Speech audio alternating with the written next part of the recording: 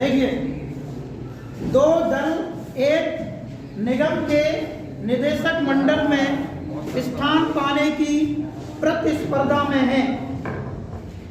अच्छा, पहले तथा दूसरे दल के जीतने की प्रायिकताएं 0.6 और 0.4 है। ये पहले और दूसरे दल को जीतने की प्रायिकताएं ले रखी हैं। इसके अतिरिक्त यदि पहला दल जीतता है तो एक नया उत्पादन प्रारंभ होने की प्रायिकता 0.7 है। पहला दल जीतता है तब इसके बाद उसमें जुड़ा हुआ है एक नए उत्पादन के प्रारंभ होने की प्रायिकता। अगर दूसरा दल जीतता है तो इस बात के संगत प्रायिकता 0.3। तो इसकी क्या प्रायिकता है कि नया उत्पादन दूसरे दल द्वारा प्रारंभ किया गया है। तो बहुत सरल है, सब कुछ इसमें दे दिया उसने। प्रायिकता किसके साथ जुड़ी है? प्रायिकता जुड़ी है दल के साथ। दूसरा दल और उत्पादन क्या है? ए है। उत्पादन क्या है? ए है। हाँ, ये क्या है? दूसरा दल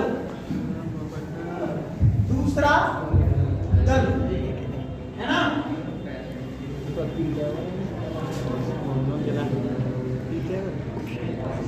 दूसरे दल का जीतना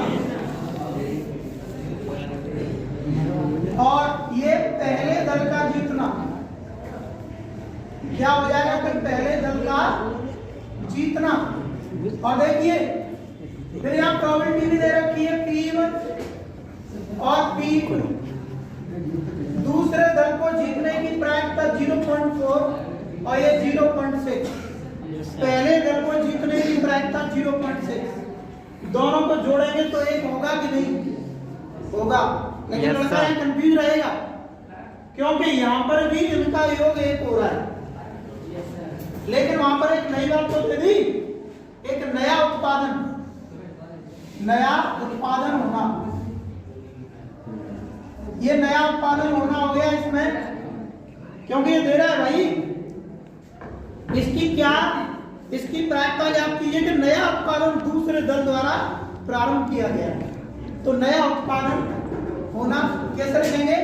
नया उत्पादन होना यदि दूसरा दल क्या हो? जीता हो। नया उत्पादन होना यदि दूसरा दल जीता हो। दूसरा दल जीता हो, इसको क्या लिखेंगे? नया उत्पादन होना।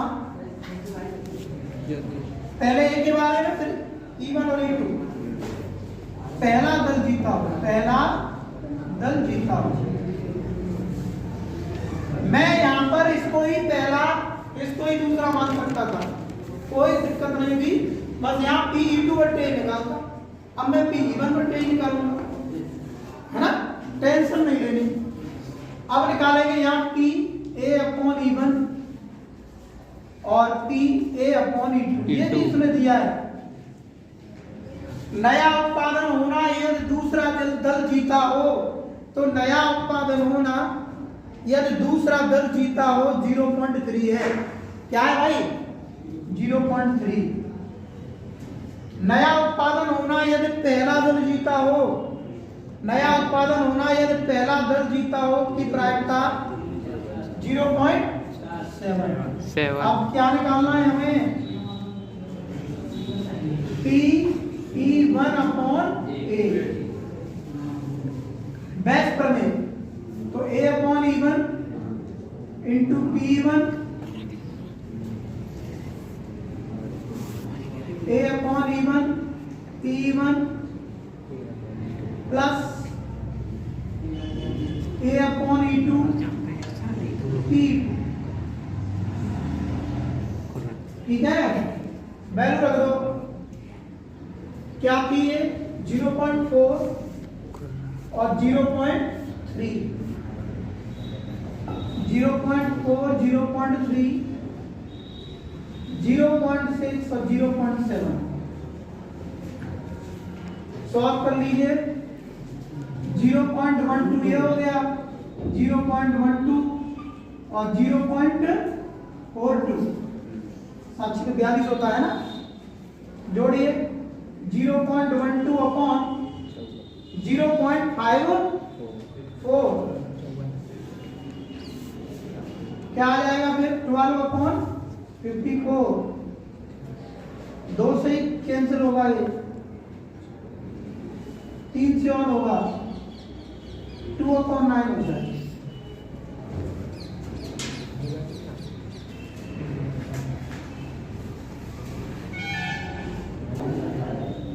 देखिए क्वेश्चन नंबर 10 है, मान लीजिए कि कोई लड़की एक पासा उछालती है, क्या उछालती है? पासा। यदि उसे 5 या 6 की संख्या प्राप्त होती है तो वह एक सिक्के को 3 बार उछालती है, एक सिक्के को 3 बार उछालती है, यदि उस पर 5 या 6 आता है तब। ओके, और चित्तों की संख्या नोट कर, किसकी संख्या? चित्तों की संख्या। ठीक है, आगे कह रहा है यदि उसे 1 2 3 4 की संख्या प्राप्त होती है, 1 2 3 4 की संख्या प्राप्त होती है तो वह एक सिक्के को 1 बार उछालती है। कितने बार? 1 बार उछालती है, और वह नोट करती है कि उस पर चित्त या पट प्राप्त हुआ हो। चित्त या पट, या तो चित्त या पट। यदि उसे ठीक एक चित्त प्राप्त होता है, यहीं से क्वेश्चन स्टार्ट है अपना सॉल्व करने का नंबर।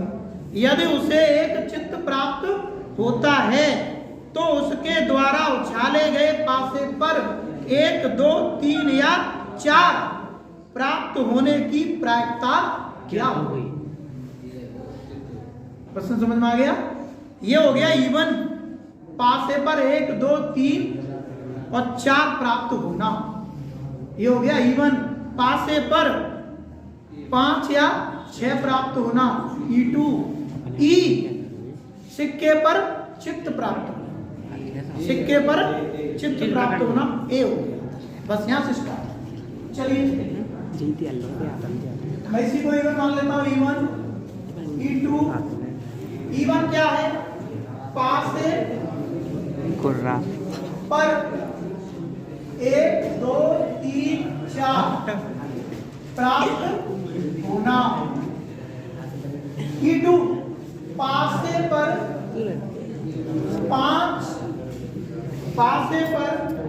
5 या 6 प्राप्त होना। बैठे हो?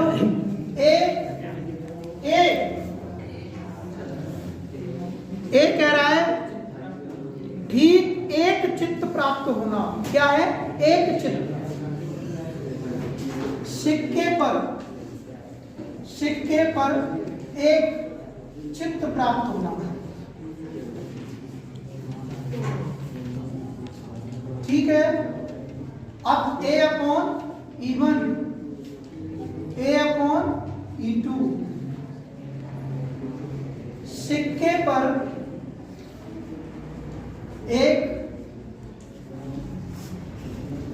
चित्त प्राप्त होना यदि पासे पर क्या आया हो?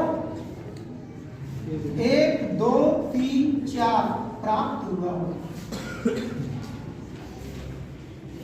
अब यहां चलते हैं, ए के बारे में लिखेंगे। सिक्के पर एक चित्त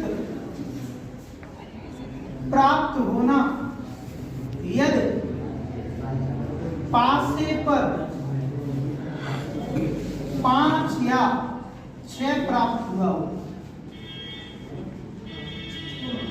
यहां तक कोई परेशानी नहीं आनी चाहिए। अब हमें समझना है कि पासे पर 1 2 3 4 प्राप्त होना, तो इसकी प्रायिकता क्या होगी? 4/6 क्या होगी? 4/6 होगी।